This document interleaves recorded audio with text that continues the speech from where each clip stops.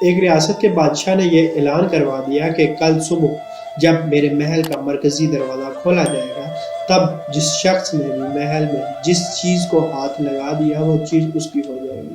اس اعلان کو سن کر سب لوگ آپس میں بات چیت کرنے لگے کہ میں تو سب سے قیمتی چیز کو ہاتھ لگاؤں گا۔ کچھ لوگ کہنے لگے میں تو سونے کو ہاتھ لگاؤں گا، کچھ لوگ چاندی کو تو کچھ لوگ قیمتی زیورات کو، کچھ لوگ گھوڑوں کو تو کچھ لوگ ہاتھی، کچھ لوگ دودھ دینے والی گائے کو ہاتھ لگانے کی بات کر رہے تھے۔ جب صبح محل کا مرکزی دروازہ کھلا اور سب لوگ اپنی اپنی من پسند چیزوں کے لیے دوڑے، سب کو اس بات کی جلدی تھی کہ پہلے میں اپنی پسندیدہ چیزوں کو ہاتھ لگا دوں تاکہ وہ چیز ہمیشہ کے لیے میری ہو جائے۔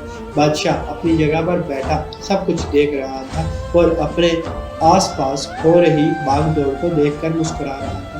اسی وقت اس بھیڑ میں سے ایک شخص بادشاہ کی طرف بڑھنے لگا اور آہستہ آہستہ چلتا ہوا بادشاہ کے پاس پہنچ کر اس نے بادشاہ کو چھو لیا۔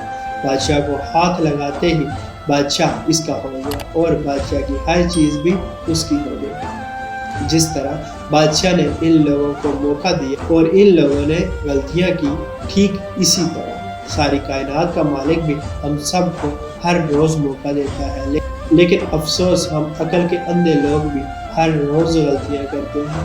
ہم اللہ کو حاصل کرنے کے بجائے اللہ کی بنائی ہوئی دنیاوی چیزوں کی آرزو کرتے ہیں، لیکن کبھی بھی ہم لوگ اس بات پر غور نہیں کرتے کہ کیوں نہ دنیا کے بنانے والے مالک کو پا لیا جائے۔ اگر مالک ہمارا ہو گیا تو اس کی بنائی ہوئی ہر چیز بھی ہماری ہو جائے گی۔